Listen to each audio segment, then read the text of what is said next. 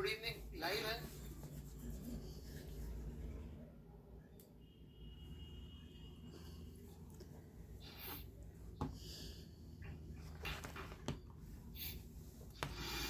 ठीक है भाई, ठीक है, चलो। एसएचएम की शीट अपलोड कर दी थी क्या मैंने कि नहीं करी थी, भूल गया।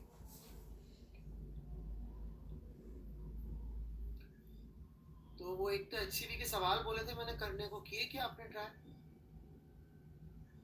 थोड़े से तकलीफ दे हैं वो।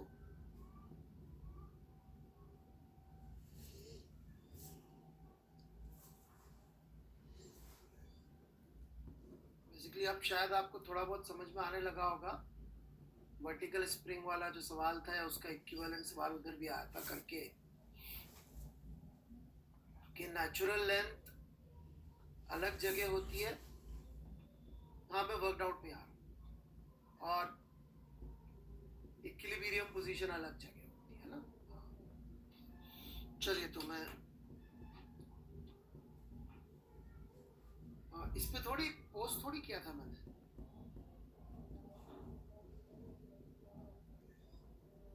चलिए, मैं पोस्ट कर देता एक बार इस पे और डिस्कस कर लेते हैं और कुछ नई चीजें सीख के। We are almost end of this chapter, and chapter 11th के भी करीब करीब एंड पे ही हैं।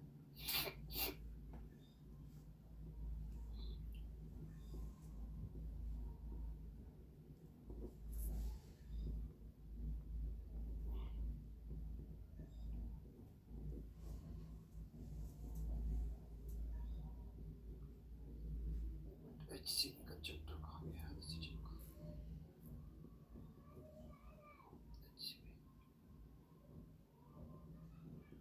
मैं सारे डिस्कस कर रहा हूँ, चिंता मत करिए।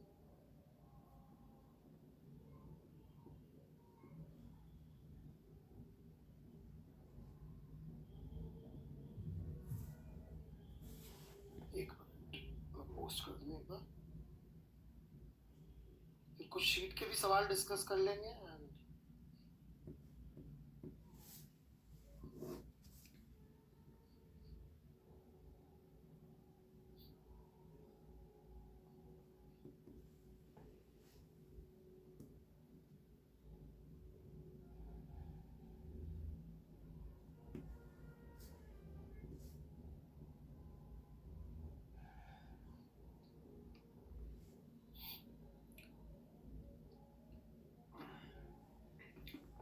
आगे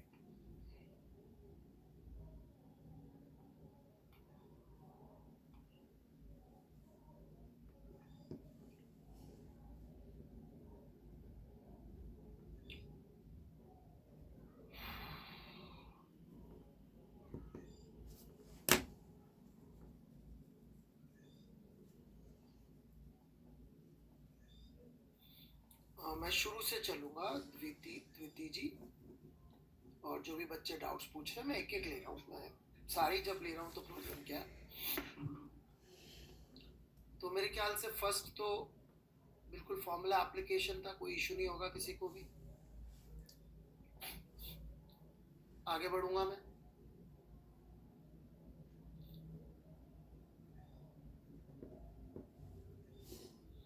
मैक्सिमम फोर्स एक्सर्टेड, तो अपन को जो एम्पलीट्यूड दे रखा है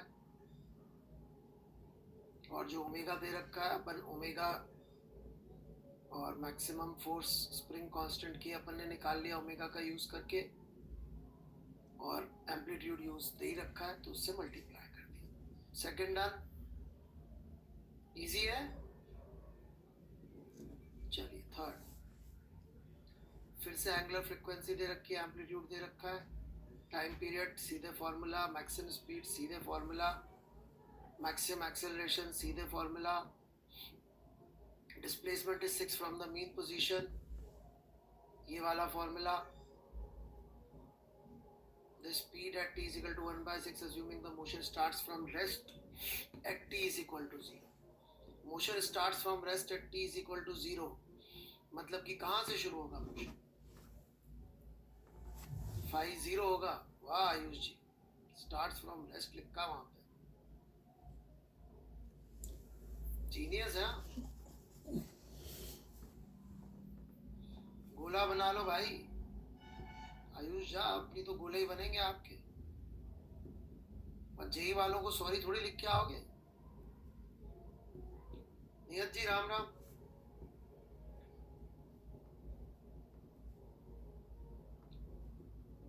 आप आ गए तो थोड़ा सा सावधान होके बैठना पड़ता है मेरे को।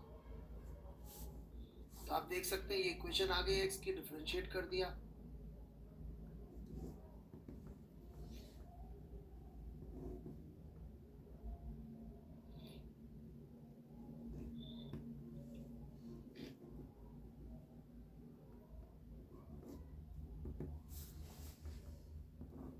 चौथा,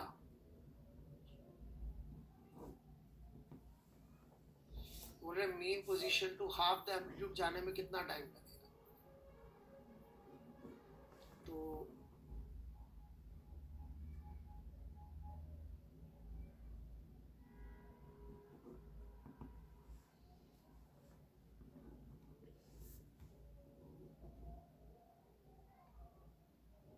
ये सारी किस्से कहानियां करके कर रहा है, इससे ज्यादा अच्छा होता कि सिंपली फेजर बना लेता। सही है कि नहीं?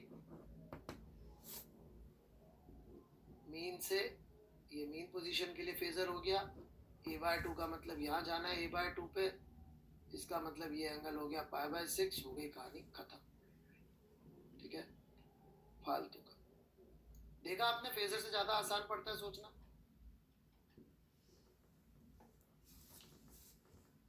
पांचवा है वर्टिकल स्प्रिंग वाला केस, जिसपे बाहर के बच्चों से आप बात करेंगे तो बहुत परेशान और पता नहीं हैरान परेशान होके दुखी होके अटेम्प्ट करते हैं।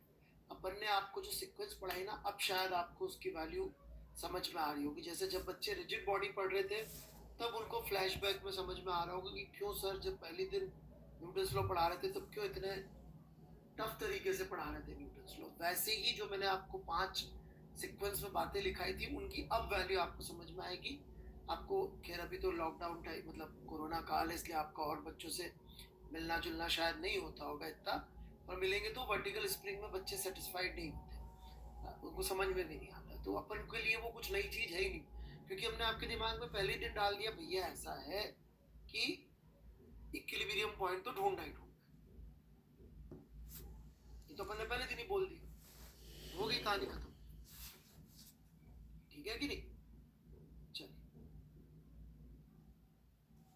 it is displaced from its equilibrium position, find the time period of oscillations। तो इक्विलिब्रियम पोजीशन मतलब यहां से, this is the place of force is equal to 0। ठीक है, अब इसने x ही अलग तरह से डिफाइन कर लिया, मुझे ऐसा लग रहा है। Take this position of the block as x equal to 0, और फिर ये इक्वेशन लिख लिया इसने, तो वो फोर्स प्रोपोर्शनल टू x आ गया, परंतु इस x का मतलब कुछ और है।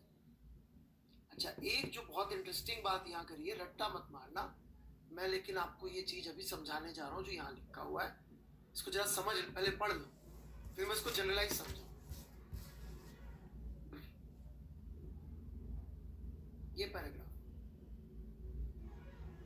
पढ़ लिया सबने?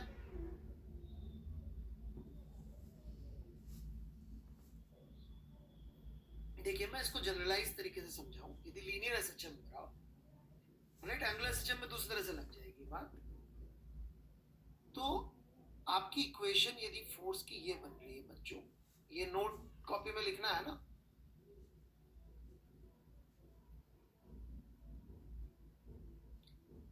इसको कभी सी लिख देते कुछ लिखते, बट ये अल्टीमेटली देखा जाए तो एक फोर्स ही है, राइट?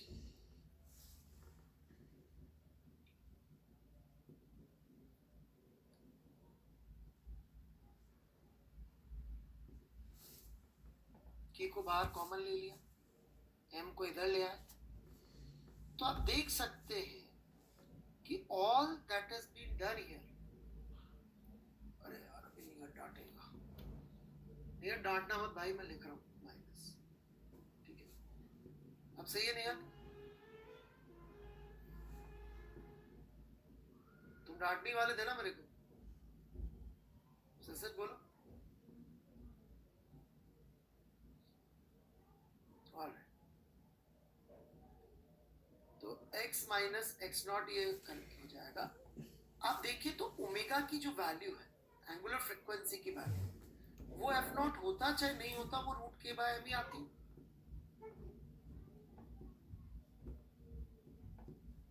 व्हाट डू यू सी?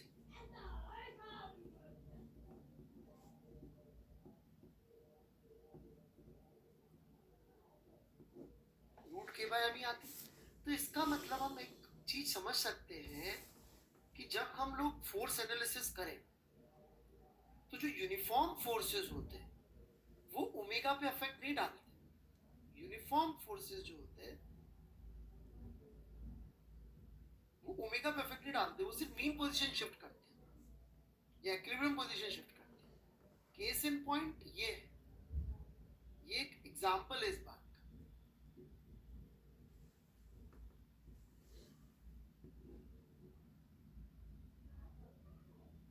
समझ में आया क्या?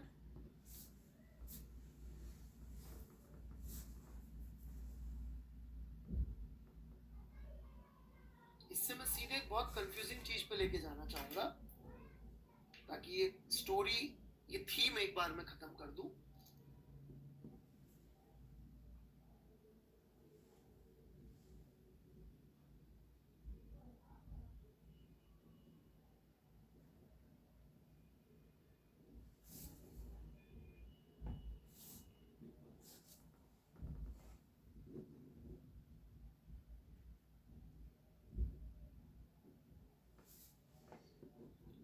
तो यूनिफॉर्म फोर्सेस से फर्क क्या पड़ता है, जरा समझे इस बात को।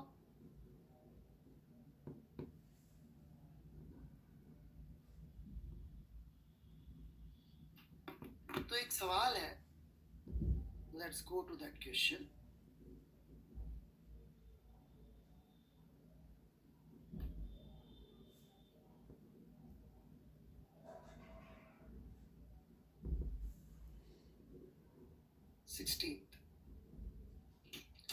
यदि आप लोग होमवर्क जो भी करके आओगे उनको मस्त समझ में आएगा, बाकी लोग कोई नहीं, और भी रास्ते हैं जिंदगी में।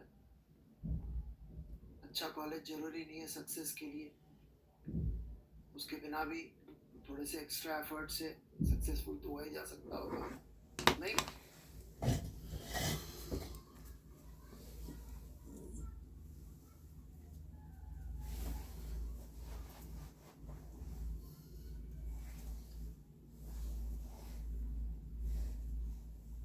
बढ़े क्या आगे?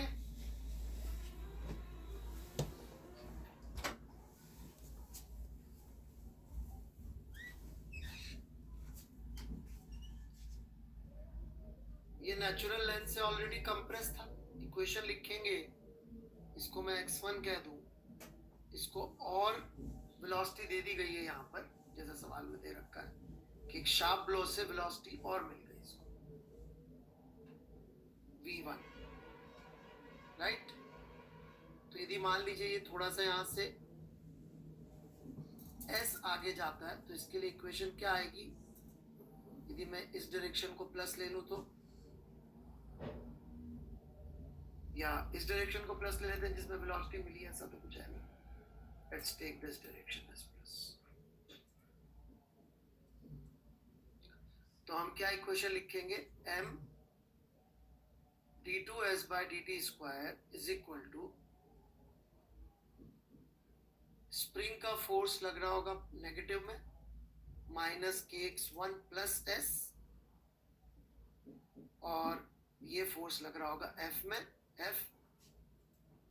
तो आप देख सकते हैं कि f का असर कैंसिल हो गया क्योंकि kx1 उससे गायब हो गया। जैसे अपन ने s लिखा है यहाँ पे, इक्वेशन देखिए s की टर्म से बनाइए, s represents displacement from mean position. जैसे डिस्प्लेसमेंट फ्रॉम मीन पोजीशन में लिखा है f गायब, लेकिन आगे की कहानी में रीअपियर होगा, ओके? क्योंकि अभी अपन ने क्या उसकी पूरी उसका तर्पण नहीं किया है, तो उसका भूत फिर वापस आएगा। उसका जो भी अंतिम क्रिया होती है वो रीति रिवाज से नहीं करी है। वो देखियोगे ना आपने से भूतिया पिक्चर है जहाँ पे वो लाश को ढूंढ के उसका अंतिम क्रिया करनी पड़ती है, तो फिर वो प्रेत आत्मा गायब हो जाती है,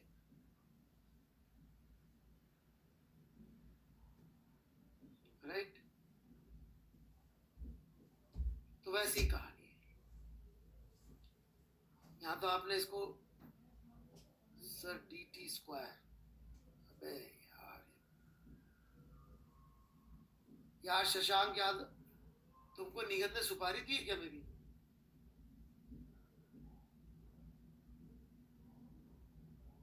नियत तूने और लोगों को भी लगा दिया मेरे साथ मेरे काम पे।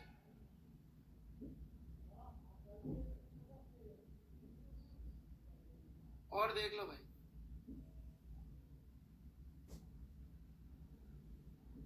ग्रीष्म गर्भ, गेट लॉस्ट, ये किसको लिख रहे हैं आप? मुझे लिख रहे हैं, मैं जा रहा हूं। ये मुझे भागने को कह रहा है ग्रीष्म गर्भ, ये गया मैं। ग्रीष्म गर्भ में उठ रहा हूं, आई एम गेटिंग लॉस्ट।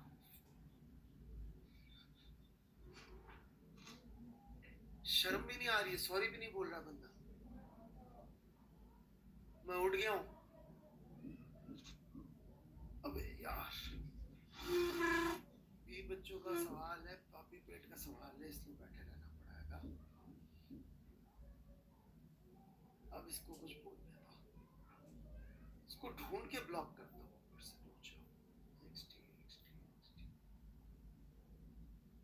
खुद ही XT लिख रहा है गेट लॉस्ट के बाद। ले मैं तेरे को ब्लॉक कर रहा हूँ, करूं?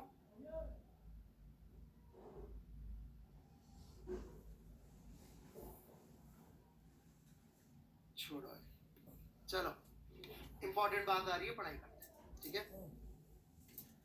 सम of the potential energy of the spring and the kinetic energy of the block at this instant.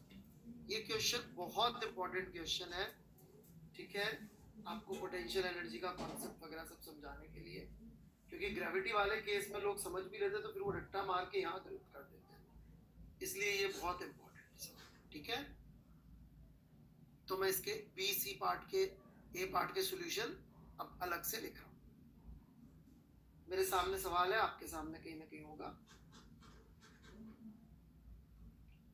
तो आप जब potential energy sum of kinetic energy लिखेंगे तो वो आ जाएगा हाफ K, जो भी आपका x1 था, square plus half m v1 square. ये इसकी टोटल एनर्जी आ गई, राइट? ठीक है बच्चों,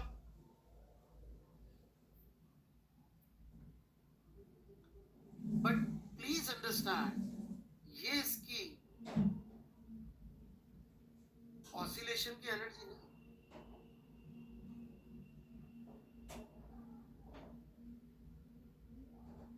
वो भी पकड़ में आएगी बात आगे। This is not oscillation energy.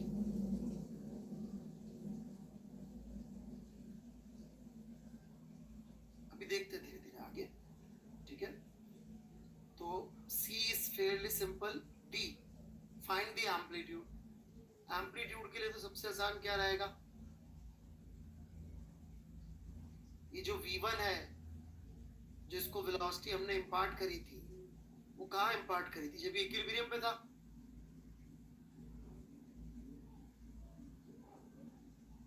S0 था ना इसका। So this V1 would be equal to omega under root A square minus 0 square। So V1 is equal to omega A।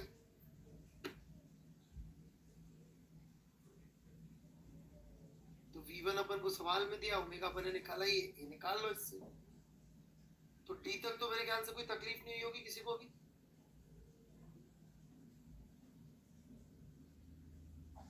ठीक है, अच्छा आपको यदि याद हो तो मैंने ऑसिलेशन एनर्जी के लिए एक चीज बोली थी कि ऑसिलेशन एनर्जी लिखने का ज्यादा अच्छा तरीका होता है काइनेटिक एनर्जी का मैक्स लिखना। याद है क्या सबको? तो उस पॉइंट ऑफ व्यू से लिखेंगे तो वो कुछ और ही आ रही है, वो ये नहीं आ रही है। आप देख सकते हैं इस समय this actually represents oscillation energy.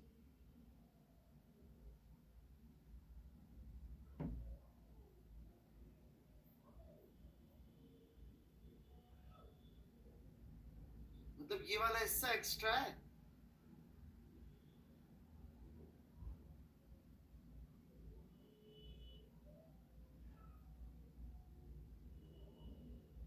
अब ये बोलता है DE में right the potential of the spring when the block is at the left string, right the potential of the spring when the block is at the right extreme, E और F में। तो वो लिख लेंगे उसमें, तो मैं क्या बताऊं, जब लेफ्ट एक्सट्रीम में जाएगा तो नेचुरल लेंथ से x1 प्लस s इधर होगा, a, ये पूरा बना देते, कोई इशू नहीं, ढंग से कर देते।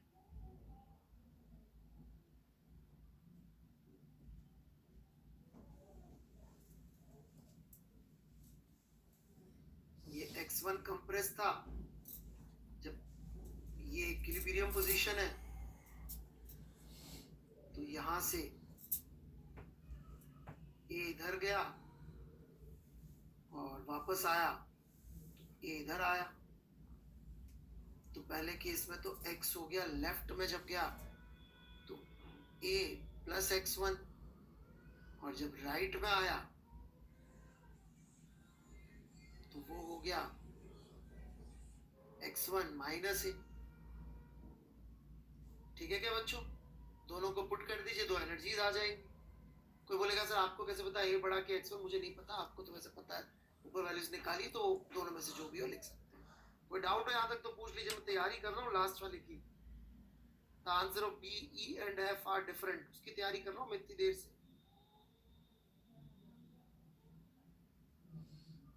फिर इसको डिटेल में समझाऊंगा। कोई डाउट्स हो तो पूछ लें, कराएंगे ये क्या सवाल, नहीं किया तो अभी कर लो यार। अरे जेठवाजी आपने तो किया ही हो, आप पे तो मुझे पूरा भरोसा है।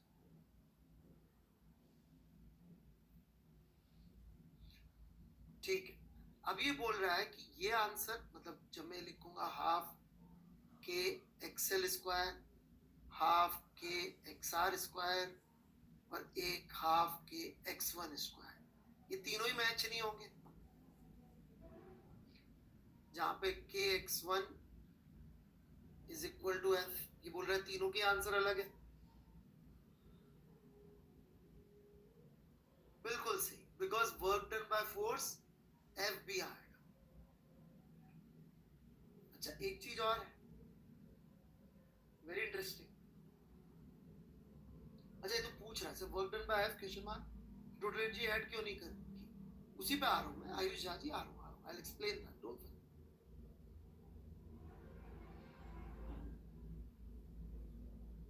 अभी आंसर्स का समझ में आया कि क्यों मैच नहीं हो रहे आंसर।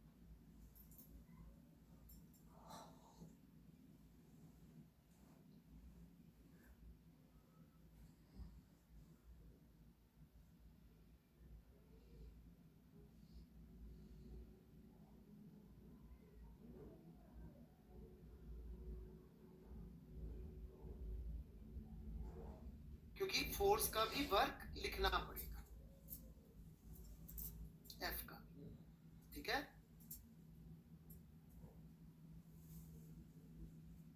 अब यदि हम फिर भी इसको डिटेल में समझना चाहें तो कोई प्रॉब्लम नहीं है। बात आती है पोटेंशियल एनर्जी की, थोड़ा समझिएगा, मैं भी ग्राफ से भी समझाऊंगा। सबसे पहले तो समझिए पोटेंशियल एनर्जी की जब बात आएगी तो पोटेंशियल एनर्जी में यूनिफॉर्म फोर्सेस के की वजह से पोटेंशियल एनर्जी लिख सकते हैं अपन कि नहीं लिख सकते?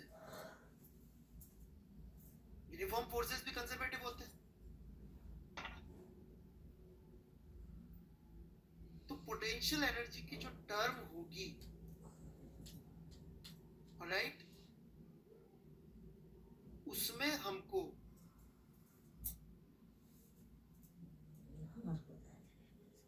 हाफ के square plus work done by force F लिखना पड़ेगा,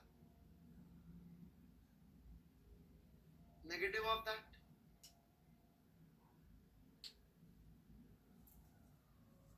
पोटेंशियल में इसका भी वर्क लिखो।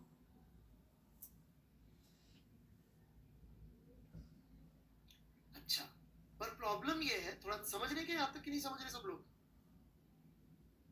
तब पूरी हुई ना पोटेंशियल सिस्टम की।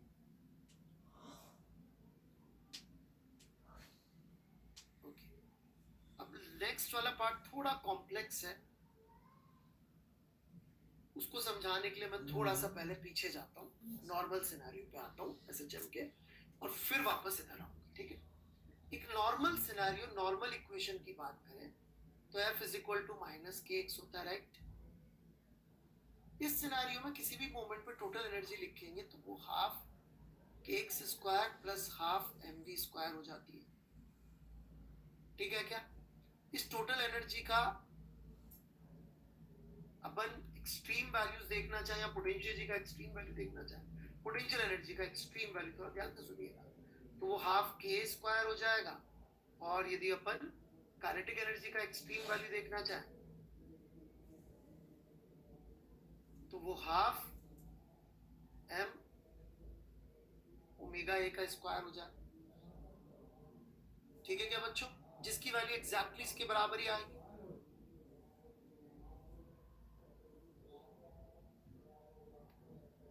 लेकिन लेकिन लेकिन ध्यान से समझना मेरी अगली बात, यहां पर जब अपन ये लिख रहे हैं फॉर्मूला, तो यहां पर एक अजम्पशन है कि potential energy at x is equal to 0 is 0। बहुत ध्यान समझना मेरी बात।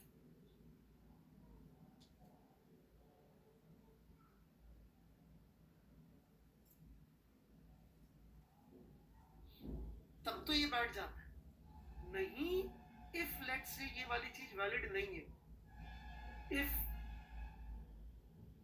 potential energy at x is equal to 0 is non-zero, क्या ऐसा संभव है क्या, ऐसा हो सकता है क्या, हो सकता है, नॉट बिकॉज कि ये फॉर्मूला फॉलो नहीं हो रहा था ना, अपन ने डिफाइन ही ऐसी कर रखी पोटेंशियल एनर्जी, कोई जबरदस्ती थोड़ी है पोटेंशियल एनर्जी को हम जहां चाहे जीरो मान लेना, इससे मतलब नहीं माइनस के एक्स प्लस सी के बाद भी हो सकता है, तो फिर टोटल एनर्जी का फॉर्मूला ये बनेगा।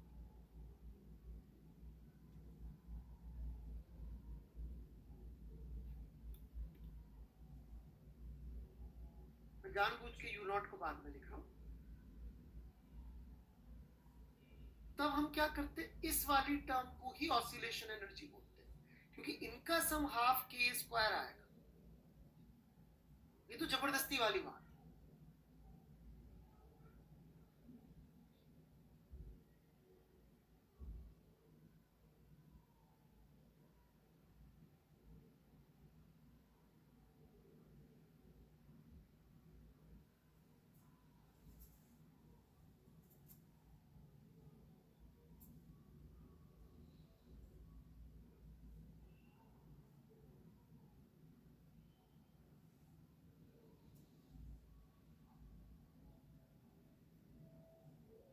हाँ जी कुशाग्र सिंह जी, बिल्कुल, वो जब तक अक्कल नहीं आती तो गलती हो जाती है आपसे, ये यू नॉट में फंस जाती।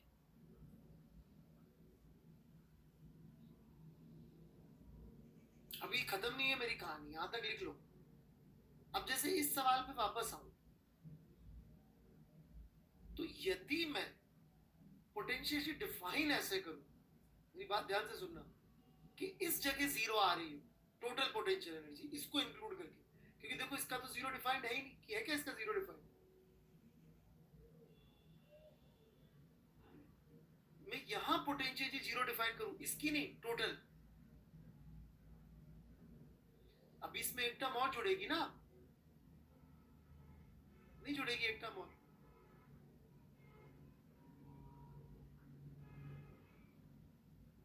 अभी तो इसमें स्प्रिंग की पोटेंशियल लिखी है,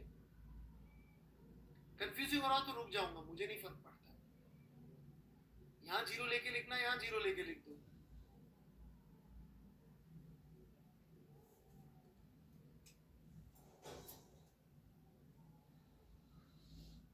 शुक्ला जी क्या है ना, मैं इलाज कर रहा हूँ कैंसर का, आप आगे हो जुकाम लेके।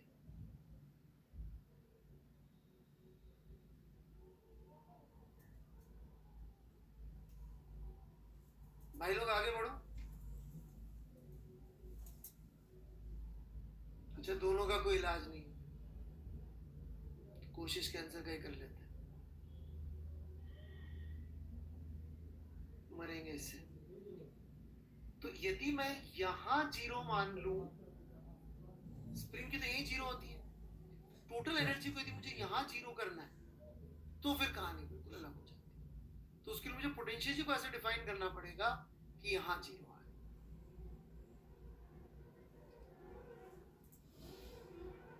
टोटल पोटेंशियल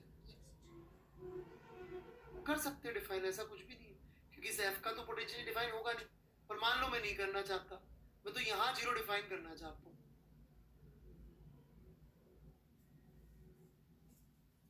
यहाँ तो यहाँ से यहाँ तक आने में कितना वर्क किया इसने, माइनस वर्क तो पॉजिटिव किया ना, माइनस एफ एक्स वन।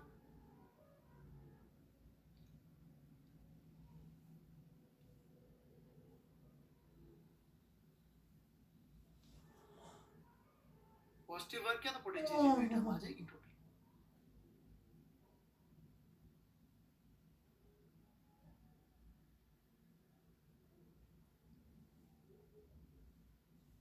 और आप देखेंगे कि ये टर्म जो है कांस्टेंट ही रहेगी।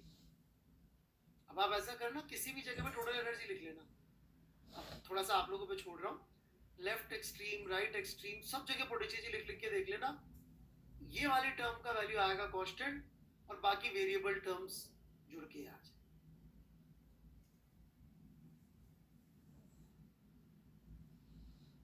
क्योंकि ये मीन पोजीशन पे आपने पोटेंशियल एनर्जी लिख दी है, मीन पोजीशन पे ही होगी ना पोटेंशियल एनर्जी। नहीं आएगा समझ में? ये जिस समय इसकी वेलोसिटी v1 थी उस समय की पोटेंशियल एनर्जी है ना ये।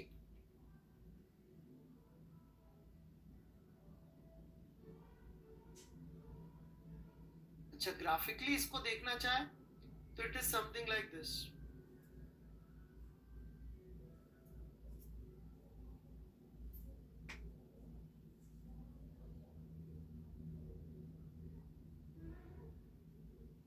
कि भाई ये पोटेंशियल जी का ग्राफ है 0,0। ये हो गया आपका परफेक्ट इस चीज का ग्राफ, कोई लफड़ा नहीं। परंतु यदि मैं एक्स एक्सिस को नीचे शिफ्ट कर दूं तो ये प्लस यू नॉट जुड़ जाएगा, ये इसका ग्राफ हो जाएगा। यू नॉट नेगेटिव करना है तो ऊपर शिफ्ट कर दिया होगा। समझ में आ रही क्या बात?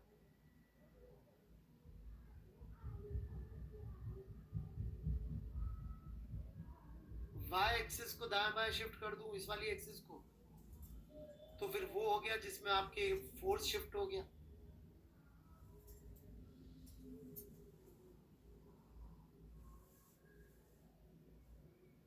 और साथ में ये भी शिफ्ट हो गया, तो ये आपका जनरल एसएचएम की सिनेरियो हो जाएगी। Exactly, vertical spring is actually this,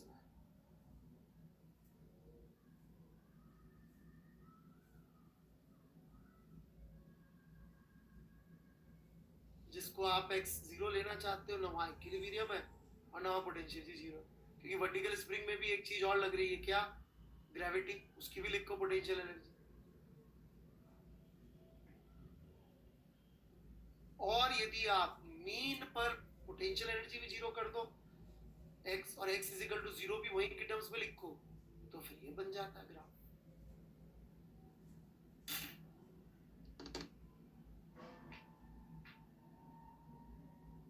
तो मैंने काफी डिटेल में डिस्कस कर दिया है, जिसकी वजह से या तो अब आप बहुत कंफ्यूज होंगे या बिल्कुल कंफ्यूज नहीं होंगे।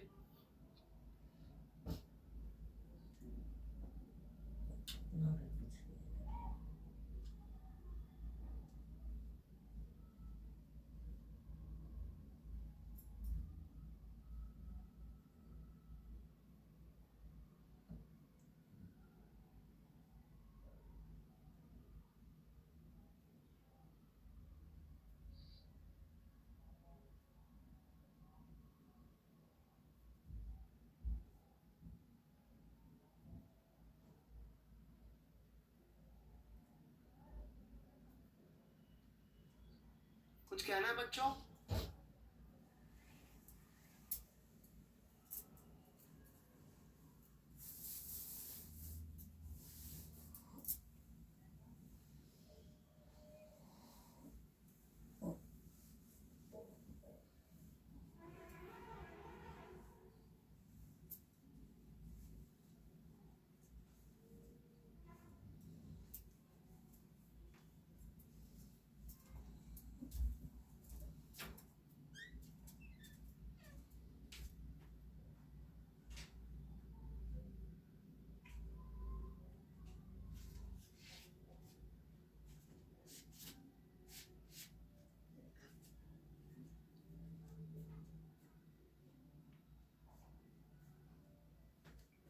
भालेराव जी से माइनस Fx1 कैसे आया?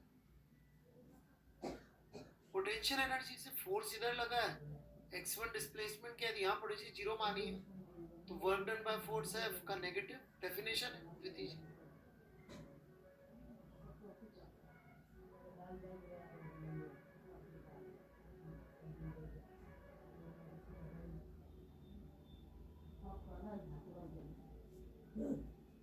ठीक है प्रीति जी, आगे बढ़ूं मैं? एक फोन आ रहा है शायद जरूरी होगा।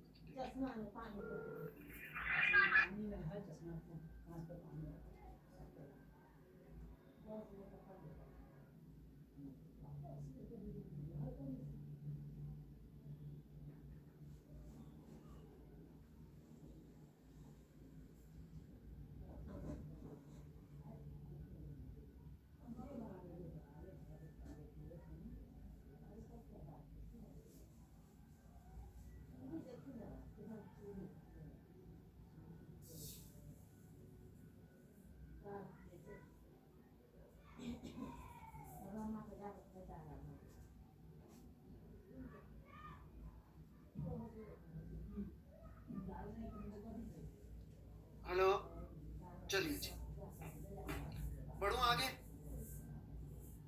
ये लिख के देख लेना भाई।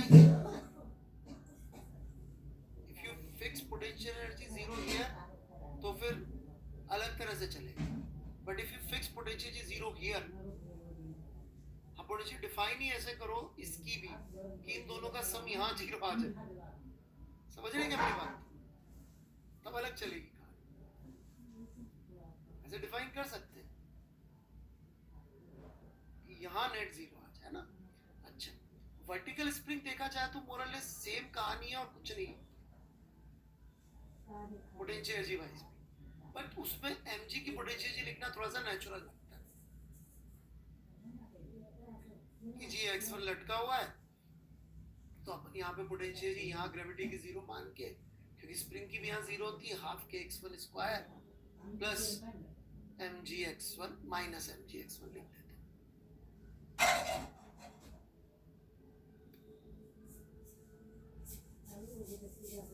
यहाँ जबकि देखा जाए तो नेचुरल ये आपकी मीन पोजीशन है, right? Mean position potential zero आनी चाहिए, यदि जीरो आ रही होगी तो फिर सही बैठेगा, और जीरो नहीं आ रही होगी तो एक u0 वाली टर्म छूट जाएगी।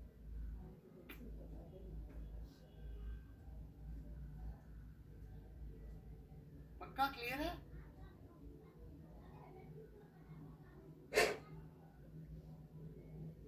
मीन पोजीशन पे आप तो डिफाइन ऐसे करो कि जीरो आ जाए, तब बैठ जाए। अच्छा, एक छोटी सी बिल्कुल बहुत ही हल्की बात है, पर अब चूंकि इस पे सवाल वाल बना के लोग बहुत खुश होते हैं जिंदगी में, इसलिए बता रहा हूँ भाई मैं तो। एक्स स्क्वायर का ग्राफ कैसा बनेगा भाई? राइट,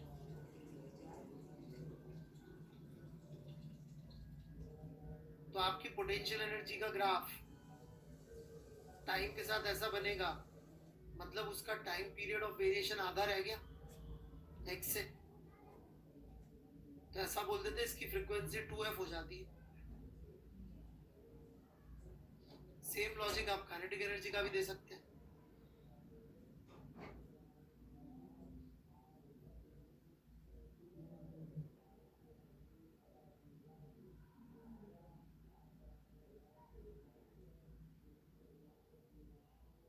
राइट, इसमें भी आप देख सकते हैं कि टाइम आधा रह गया वेरिएशन का।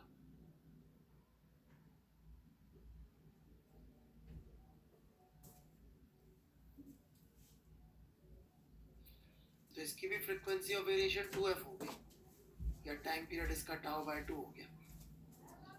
ठीक है कि नहीं? बहुत कॉम्प्लिकेटेड है क्या?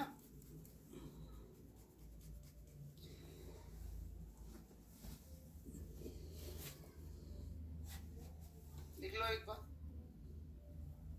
So that completes my discussion on energy for now. मेरे ख्याल से आप शायद एनर्जी की टर्म्स में परेशान नहीं होंगे, क्योंकि कभी कभी वो एक एक्स्ट्रा टर्म आ जाती है, बिकॉज आपने डिफाइन जीरो कहीं और कर रखा है। इस वजह से।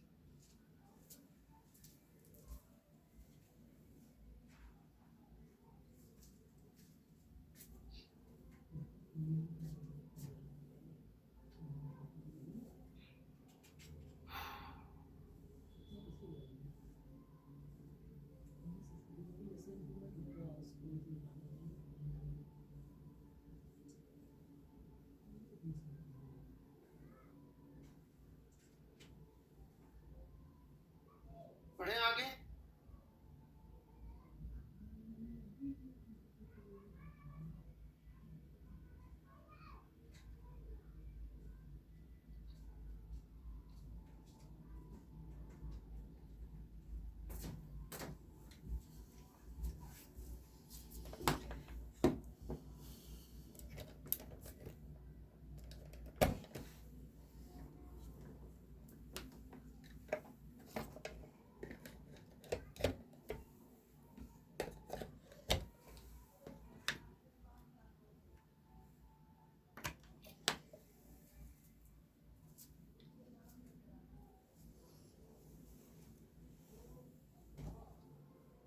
इसमें कुछ पूछना है सिक्स्थ में?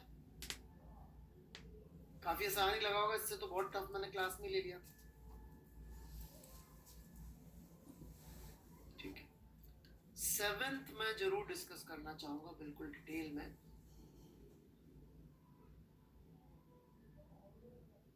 इसमें लेकिन एक चीज देख सकते हैं आप, इन्होंने बड़ी मेहनत करके ये सब निकाला है।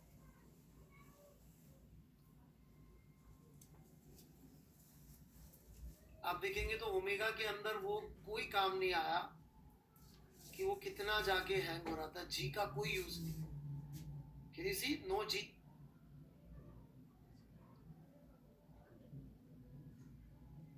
क्योंकि वो सिर्फ इक्विलिब्रियम शिफ्ट करने के काम आ रहा है यहाँ।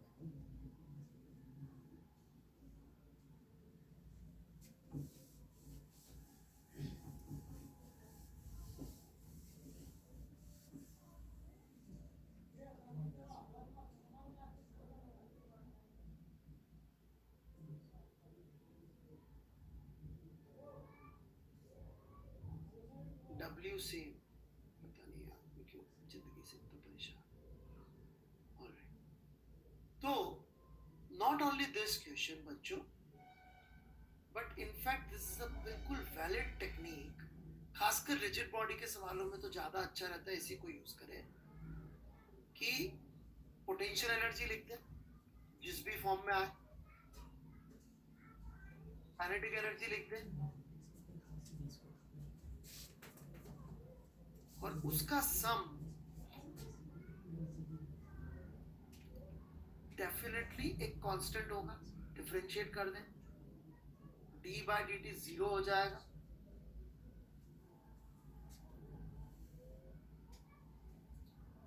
एक डी यू बाई डी के टर्म बनेगी और एक डी के बाई डी टी टर्म बनेगी।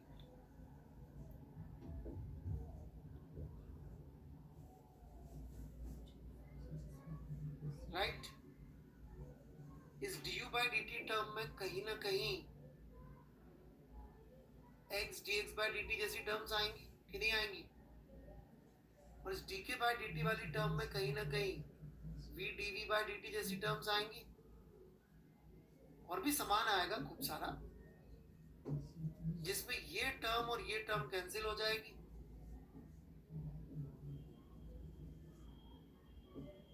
तो आपको d v by d t is equal to some minus of x करके टर्म आ जाएगा।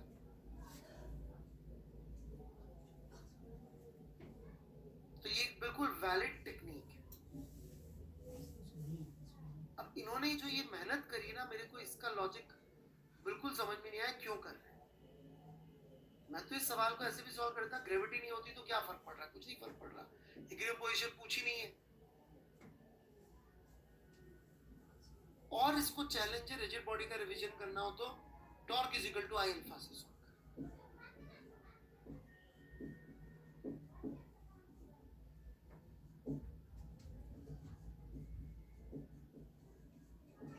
यहाँ पे यदि मैं ग्रेविटी को गायब भी कर दूं तो भी it's a very valid solution.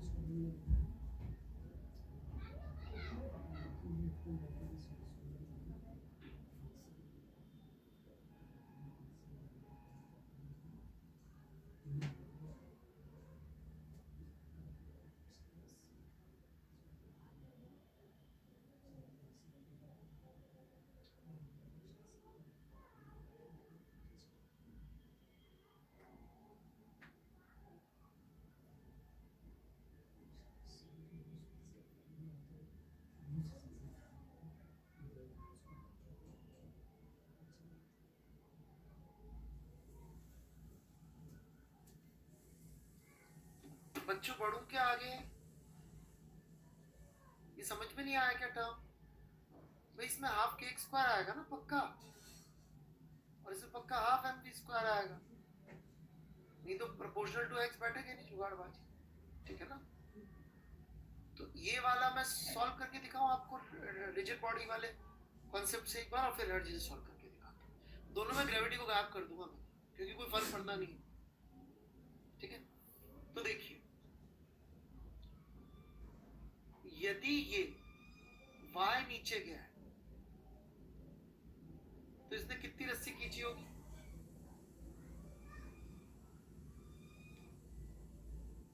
To y, मतलब स्प्रिंग में एक्सटेंशन हुआ होगा x which is equal to 2y, मतलब इस पे ये बाजू से फोर्स लग रहा होगा kx, और ये बाजू से फोर्स लग रहा होगा t।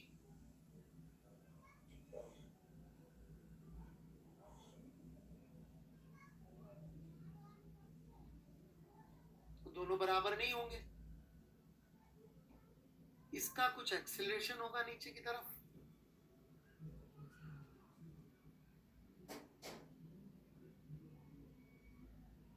a, और एक अल्फा होगा ऐसे। इस पॉइंट की वैल्यू जिन लोगों को पूरा याद हो, इस पॉइंट का एक्सेलरेशन इस पॉइंट के बराबर होना चाहिए, hence a minus alpha r would be 0 and dr minus kxr would be equal to I alpha।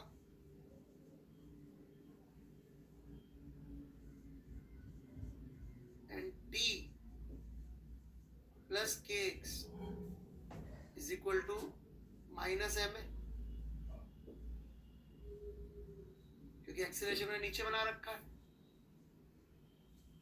इन तीनों इक्वेशंस को साइमल्टेनियसली सॉल्व कर लीजिएगा, फर्स्ट क्लास आंसर आ जाएगा। उठा के टी की ये वाली value minus m a minus k x यहाँ पुट कर दीजिए, अल्फा की वैल्यू यहाँ पुट कर दीजिए, अभी दिख जाएगा आंसर। देखिए क्या होगा। ये सब कबाड़ा करने की जरूरत नहीं थी, ओमेगा ही पूछा है, जबरदस्ती मेहनत कर रहे हैं वर्मा जी।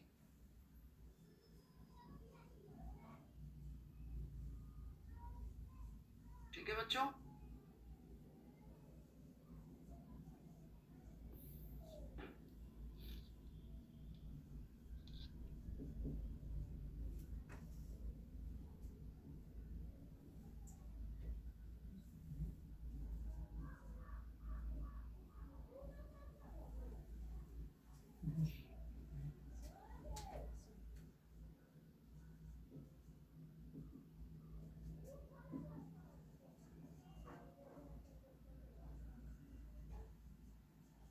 आगे बढ़ो।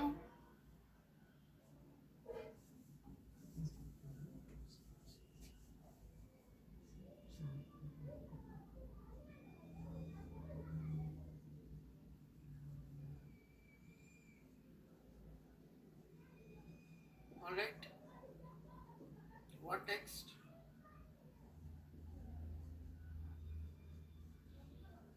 एनर्जी के टर्म्स में बात करते हैं। सेम क्वेश्चन एनर्जी से सॉल्व कर रहा हूँ, वर्मा जी ने किया हुआ है, पर एक बार आप मेरे से भी देख लीजिए, ताकि कोई डाउट आए तो पूछ सके आप लोग।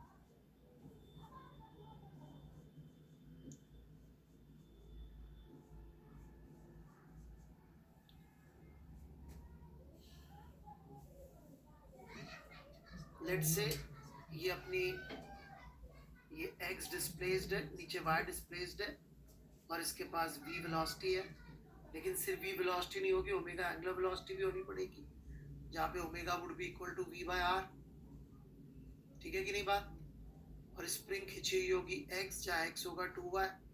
तो यदि हम इसकी एनर्जी लिखे तो कितनी आ जाएगी? डिस्क है ये, half mv square plus half mr square by 2 into v by r का square plus half k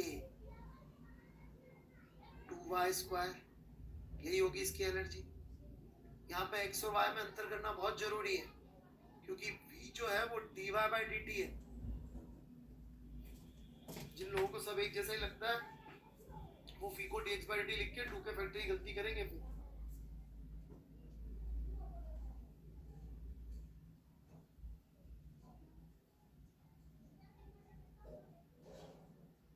done.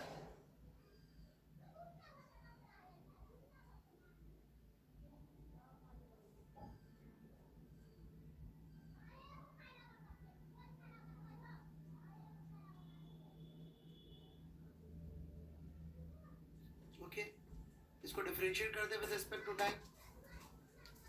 0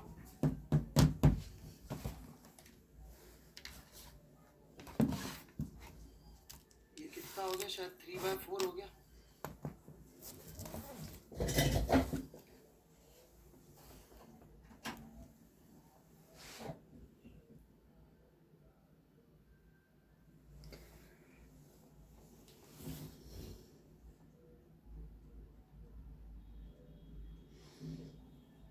इसकी जरूरत अब समझ में आएगी थी, अपन ने हाफ के एक्स स्क्वायर लिख दिया होता तो अपन इतने मूर्ख हैं। समझना मेरी बात, आप लोग पक्का गलती करके आओगे।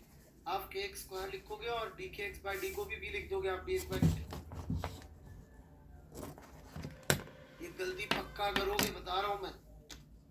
आपको वेरिएबल्स नहीं देखते, आपके लिए दुनिया में एक्स वाई जेड सब है और सब d x by d t भी है आपके लिए।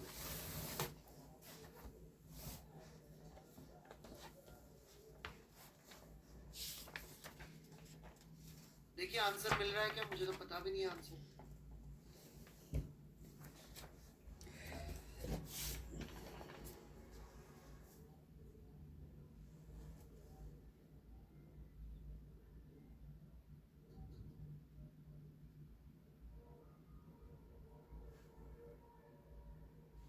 सकता है मुझसे कोई गलती होगी।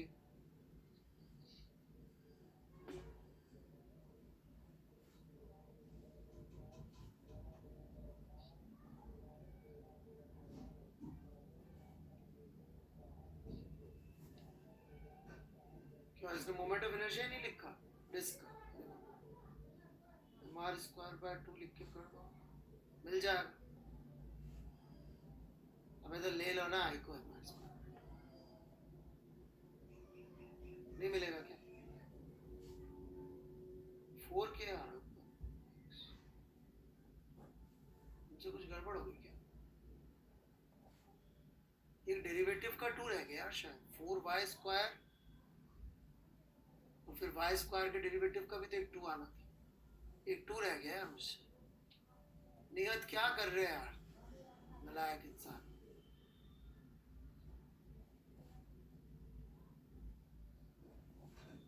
बिल्कुल ही पढ़ाई में ध्यान नहीं है। कहाँ ध्यान है तुम्हारा, ये कहाँ ध्यान है, मुझे समझाओ, आई वॉन्ट टू नो।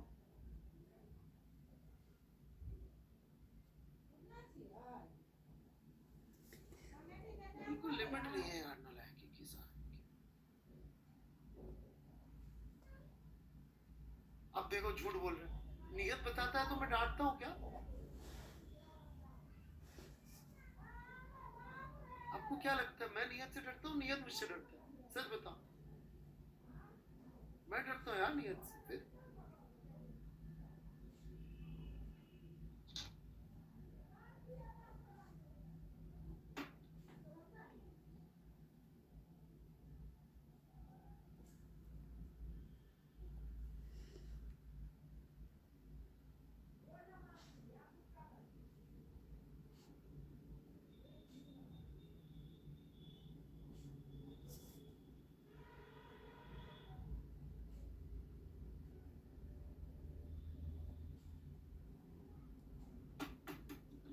अपनी गलती मत मानना, नियत की ध्यान नहीं दे रहा था।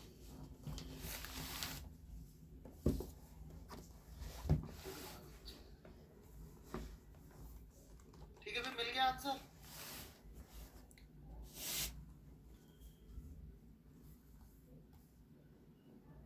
बढ़े आगे।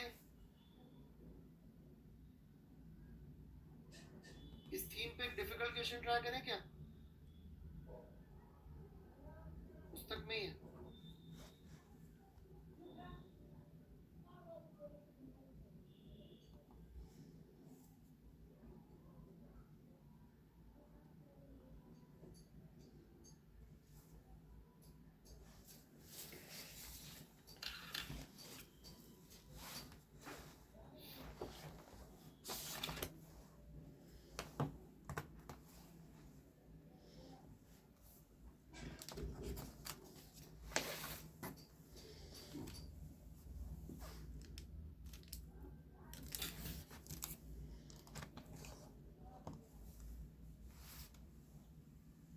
सुकुमार जी भी आधे घंटे बाद आ जाना ना यार, मैं भी नया ही हूँ।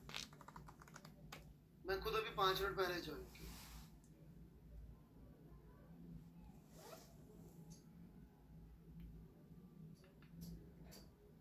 नीरज जी ध्यान नहीं दे रहे थे इसलिए मुझे ज्वाइन करना। सही बोला ना बच्चों?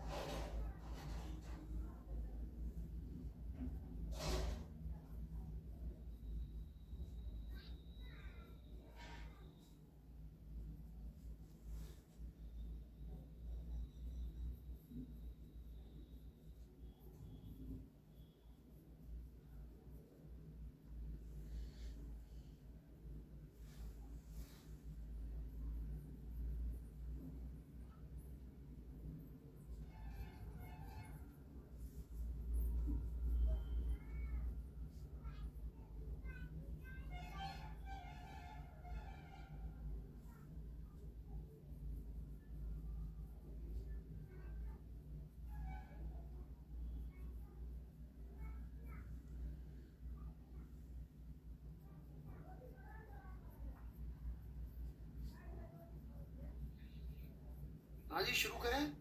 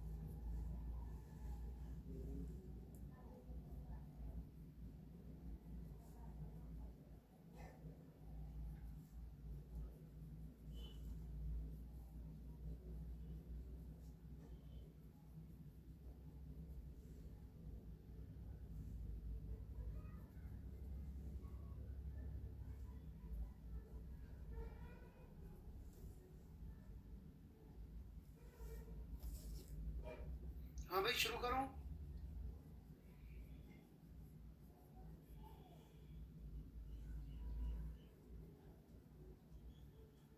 बच्चे लोग कुछ तो बोले यार।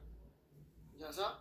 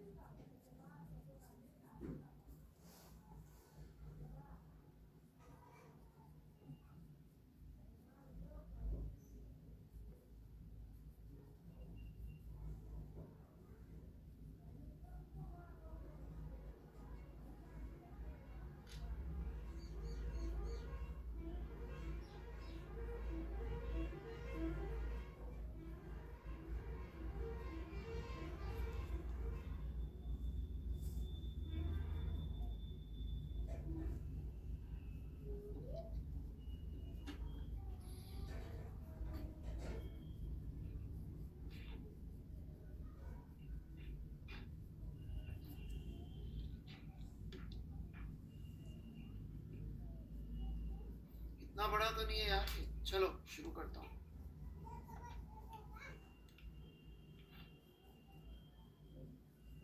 Here we go. एनर्जी से सॉल्व करेंगे इसको। रफ सरफेस है,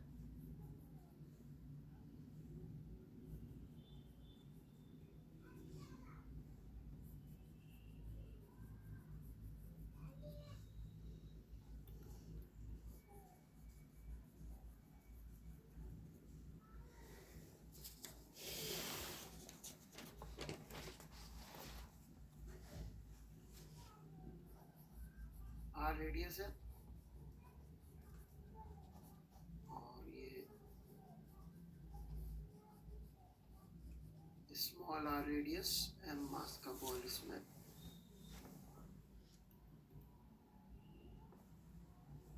चल रहा है।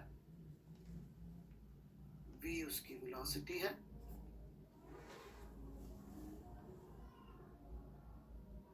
और थीटा एंगल पे ये है।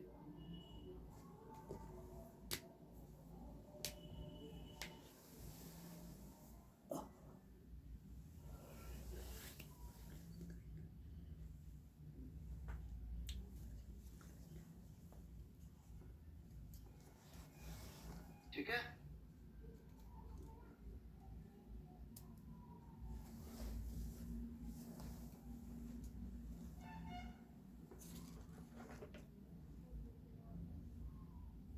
बड़े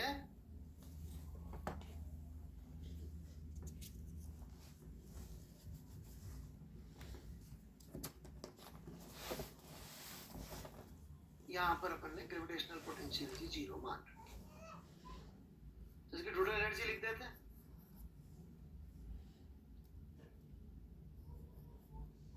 हाफ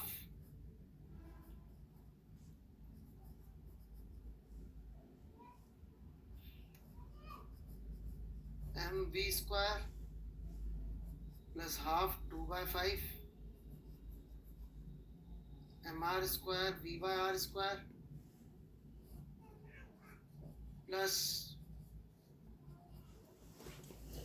सेंटर ऑफ मास कितने ऊपर है यार, कितनी नीचे है, r minus r cos theta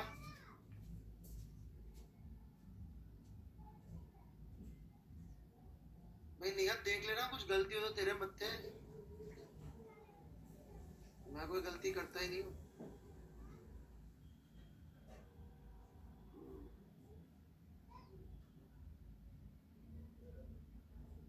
इसको डिफरेंशिएट कर देते हैं अपन। हाफ और 7/5 एम, ये सब बाहर निकाल लिया। 2v dv/dt, पता नहीं इतनी देर क्या लगा रहे थे आप लोग। रफ है तो एनर्जी तो कंजर्व रहेगी ही सही। Minus minus plus mg r minus r cos theta का derivative sin theta d theta by dt। In fact मुझे याद आया, इससे कंपाउंड पेंडुलम का भी सॉल्व कर सकते हैं सेम लॉजिक से, एनर्जी लिख के डिफरेंशिएट करके। ठीक है कि नहीं?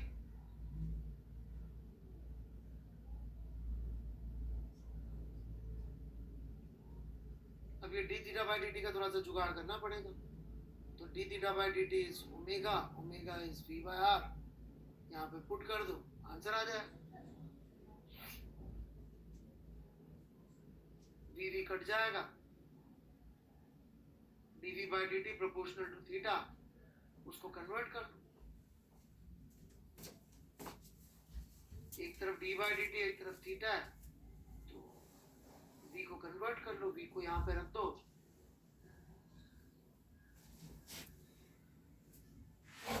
ओमेगा तो अल्फा से करेक्ट हो जाएगा। सो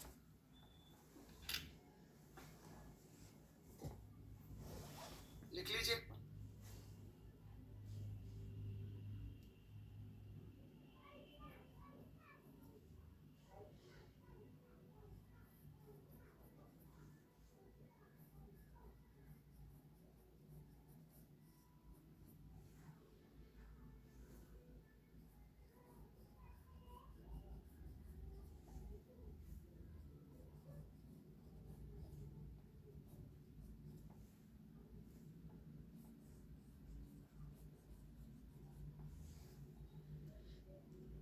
और इधर जब बनेगा ना अपना dv बाई dt, तो उसको अपन रख देंगे d by dt of r omega, तो बन जाएगा r into d2 theta by dt square. Very good ion Yadav, एक बच्चे ने तो ध्यान दिया। d थीटा बाई dt, नहीं ये गलत लिखा है आपने आयन यादव जी, सॉरी, आपने गलत भी गलत देख लिखा है।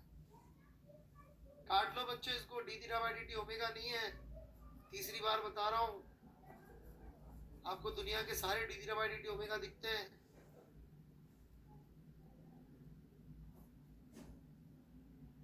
आयन यादव जी रट रहे हैं आप।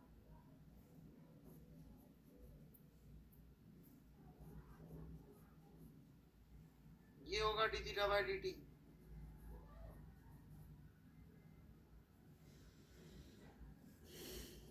तुम तो रहने ही दो यार, नहीं आता। इतनी तो गलतियां करते हो, फिर मेरे को छोटी छोटी चीजों पर टोकते हो। एक गलती तो तुमने आज पकड़ी।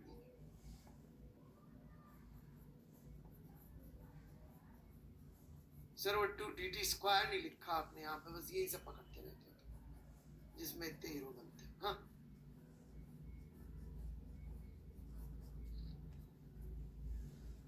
कितनी उम्मीदें थी मुझे तुमसे।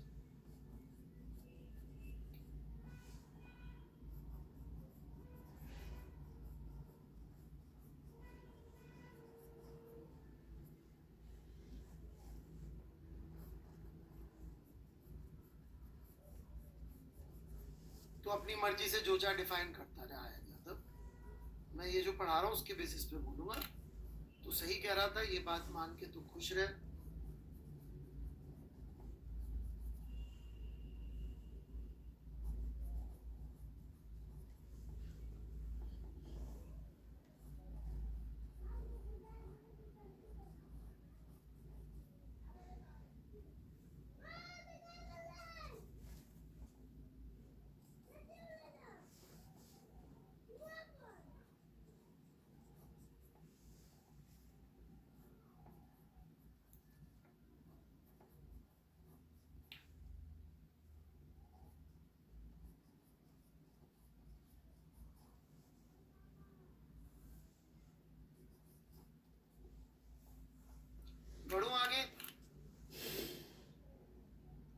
बच्चों कर लो कि मैनेज रिजिड बॉडी के सवाल, और बेस्ट सॉल्यूशन एनर्जी से ही रहेगा।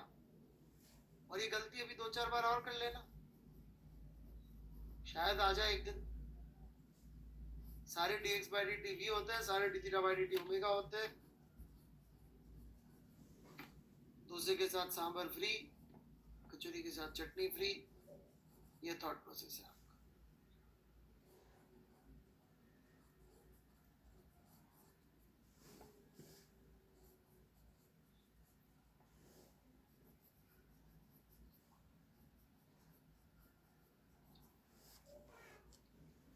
हाँ जी हर्ष जी, कई बार बता चुके हैं, d theta by dt v by r minus r। और कुछ आगे बढ़े?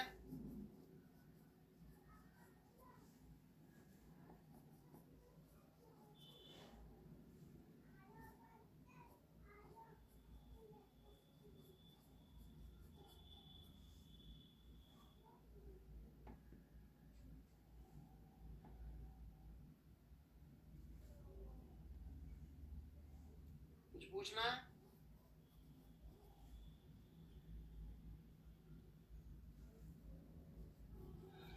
एट फेयरली इजी क्वेश्चन है, मुझे इसमें कुछ लगता नहीं है बताने लायक, फिर भी आप लोग कुछ चाहें तो बता दूंगा, नहीं तो मैं आगे बढ़ना चाहूंगा 8 से।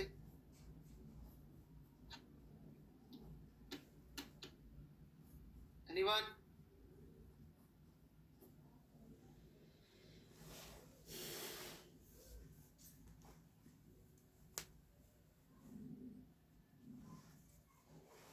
ओके, 9 से बहुत ज्यादा टफ मैंने पिछली क्लास में करा दिया, बिल्कुल ही विकराल क्वेश्चन था वो।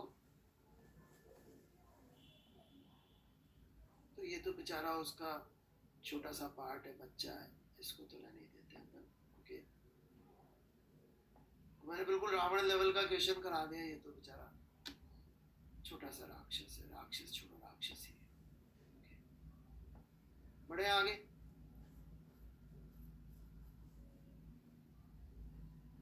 टेंथ का मुझे फेजर चाहिए। फेजर पे कैसे डिस्क्राइब करोगे इस मोशन को?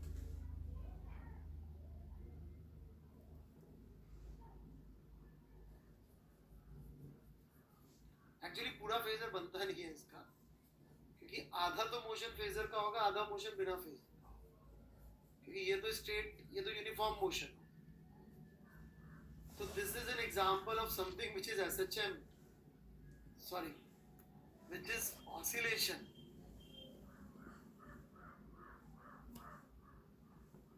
but not SHM। oscillation and periodic दोनों है, टू एंड फ्रो भी है, पीरियोडिक भी है, पर SHM नहीं है प्योरली। क्यों? क्योंकि आधा हिस्सा ये यूनिफॉर्म वेलोसिटी से चल रहा है। तो बड़ा मजे वाला सवाल है, ठीक है। इसी का डिफिकल्ट वर्जन शीट में है, उसमें हमने कुछ और ही कलाकारी कर रखी है, तो करेंगे तो समझ में आएगा। कुछ कहना है 10वें तक किसी को?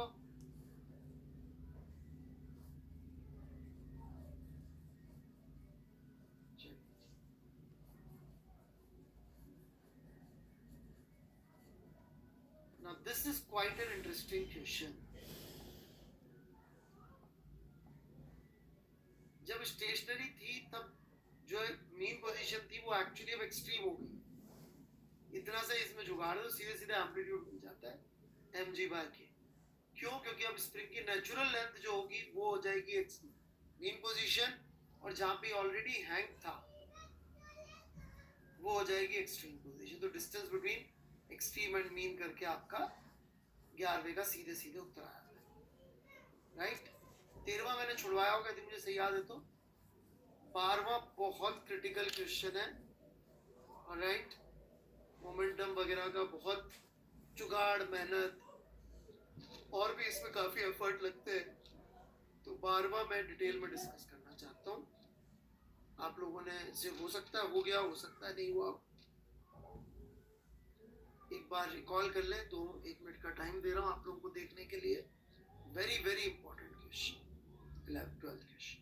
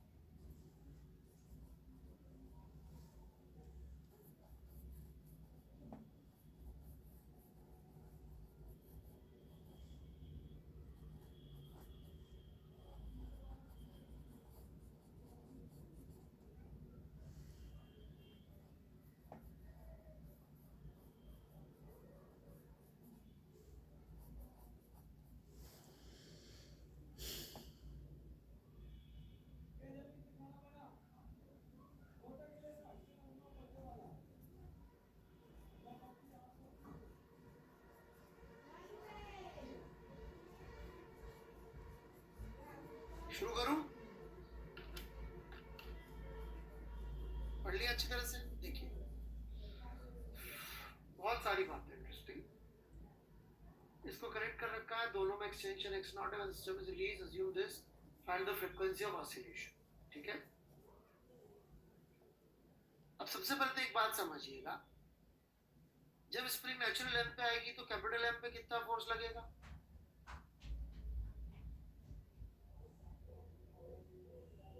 अबे होगी, चलेगा सब जीरो। उस समय स्मॉल एम पे भी कितना लगेगा? जीरो। मतलब कि दोनों साथ साथ इक्विलिब्रियम में आएंगे। अच्छा, चूंकि सिस्टम को रेस्ट से छोड़ा है, इसका सम जीरो होगा। जब इनमें से कोई एक एक्सट्रीम पे होगा तो V2 जीरो हो जाएगा, एक जीरो होगा तो दूसरे को भी क्या होना पड़ेगा? जीरो। मतलब दोनों साथ साथ एक्सट्रीम पे जाएंगे, दोनों साथ साथ मीन पे आएंगे, मतलब किसी एक के लिए निकालना है सेम एज किसी दूसरे के लिए निकालना। ठीक है, अच्छा वर्मा जी का चित्र बनाने में थोड़ी सी कंजूसी करते कि जिस समय किताब लिखी गई थी फिगर बनवाना बड़ा महंगा काम था, तो मैं थोड़ा इसको चित्र बना के अब आगे समझाना चाहता हूँ। ठीक है, थोड़ा सा कंजूसी करते हैं इनके सॉल्यूशंस में चित्र में। आई होप आप लोगों ने नहीं करी होगी, आपने यदि खुद ने बनाया होगा तो बहुत खुशी की बात है, नहीं बनाया है तो बनाना चाहिए था।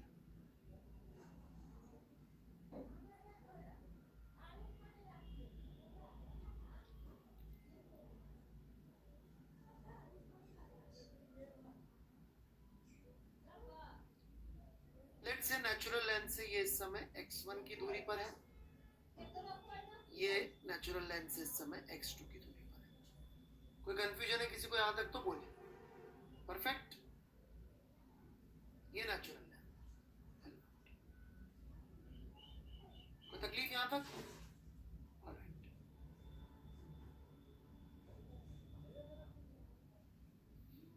ये मेरी पॉजिटिव डायरेक्शन, कोई तकलीफ नहीं है किसी को भी, मैं आगे बढ़ रहा हूं। फिर स्मॉल एम पे इस तरफ फोर्स लग रहा होगा, क्यों भाई नियत kx1 फोर्स लग रहा होगा?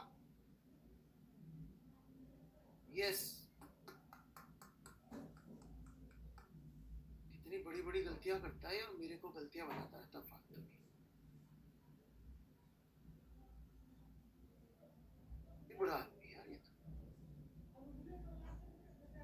यार तुमने बहुत बुरा किया था मुझसे पंगे लेके, मैं कब से वेट कर रहा था एक दिन मुझे मौका मिलेगा जब तुम गलत सलत आंसर दे रहे होंगे। मजा आ गया आज तो।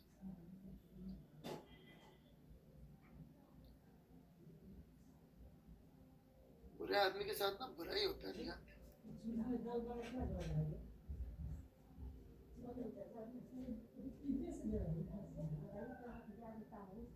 ये देख ले, dt स्क्वायर लिख दिया मैंने, इस dt स्क्वायर के लिए मेरे को जबरदस्ती टॉर्चर करना है।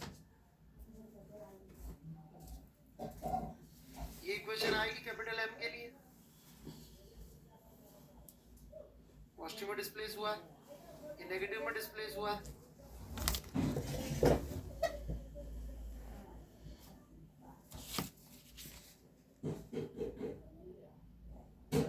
अबे समझ में भी आया नहीं आया नियत? ये x1 प्लस x2 के लिखा है, तो ऐसी बड़ी बड़ी गलतियां क्यों कर रहा है यार? तो छोटे छोटे dt स्क्वायर पे टीचर्स को परेशान करता है, मैंने सुना है ऐसा।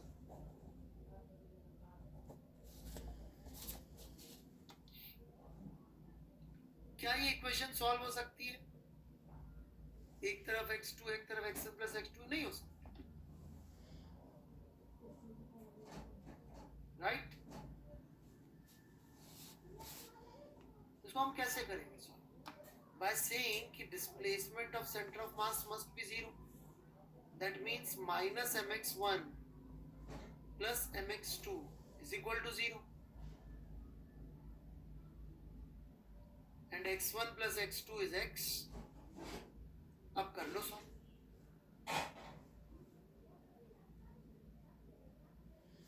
x1 को ऐसा कन्वर्ट करो कि वो x में कन्वर्ट हो जाएगा, उसको भी पूरा एक्स में कन्वर्ट कर दो, या पूरा का पूरा इसको x2 में x1 में कन्वर्ट कर दो, एज x2 को रिप्लेस कर दो।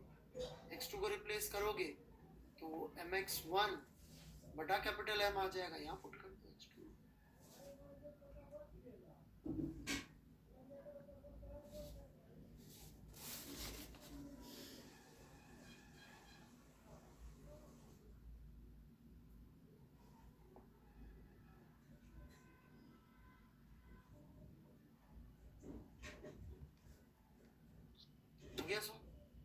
फिर आप देखेंगे तो ओमेगा इसी फॉर्म में आएगी, रूट के बाय म्यू। म्यू आपको याद हो इसी सिनेरियो में रिड्यूस मास होता था, राइट?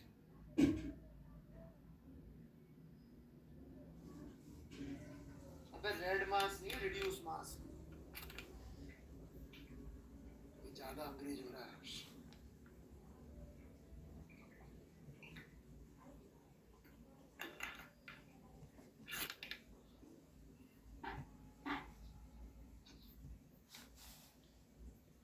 बेसिक बातें तो सही लिखी हुई जाती है। जहाँ से आपको क्या चाहिए यार,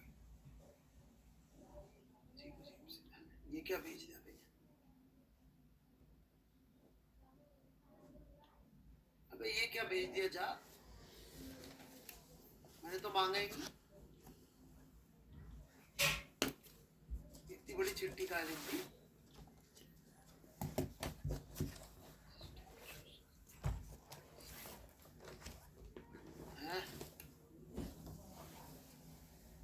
ये क्या बकवास फिलॉसफी है?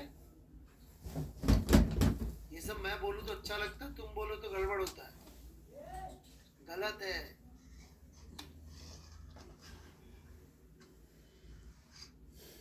पता नहीं क्या लिखा है, मीनिंगलेस है, यूजलेस है, किसी काम का नहीं है। ये सब किस्से कहानियां टीचर्स के लिए अच्छी है, आपका काम यहाँ खत्म।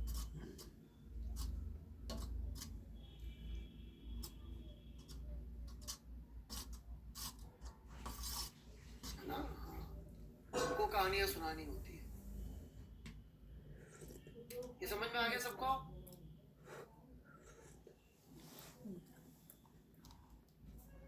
कोई डाउट्स हो तो पूछ लीजिए।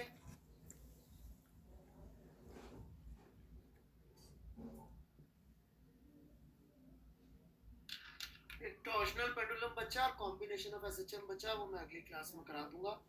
मीनवाइल आप लोगों को एसएचएम की शीट से होमवर्क देता हूँ। सर रिड्यूस मास वाला नहीं आया। इक्बाल जी आपने मुझसे मोमेंटम पढ़ा है क्या?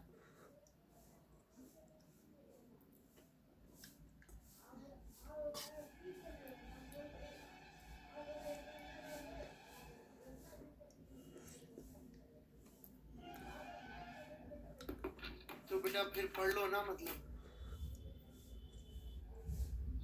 मैं एक मिनट होमवर्क बता दूं आप लोगों को एसएचएम की शीट से देख के। Okay, give me a minute.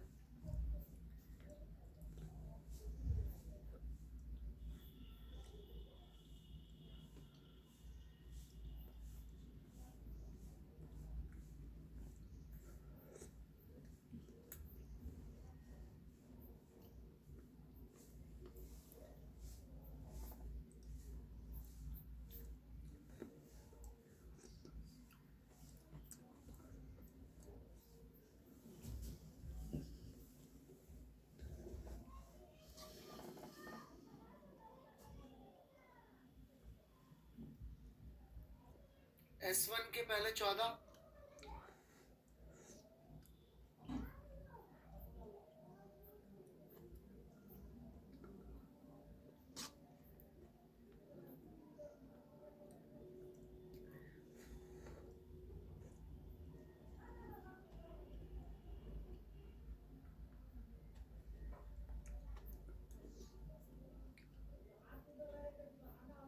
O1 के पहले 25,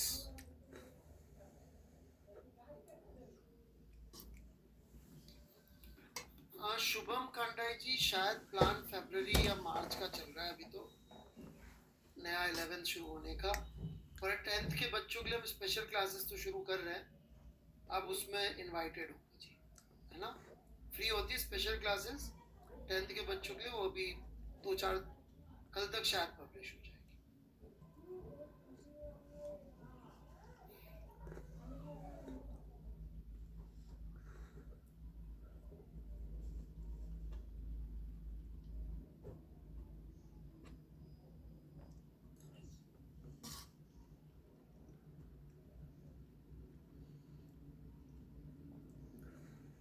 नहीं जी, वेव्स हम 12th में कराते हैं।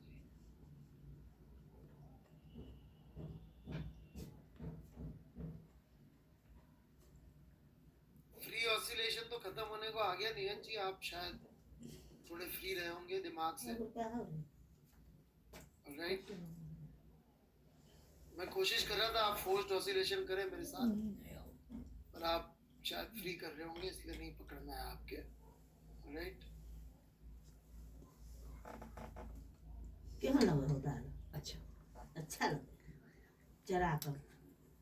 अब तो तुम देखो बेटा, नहीं तुमने जो मेरे साथ क्यों क्लास से जाइए माँ, तू तक किया है ना, ऐसे दिल में मैंने झेला है ना, तो तुम करे जाओ। एक टकिया इतना हर्ट हुआ मैं।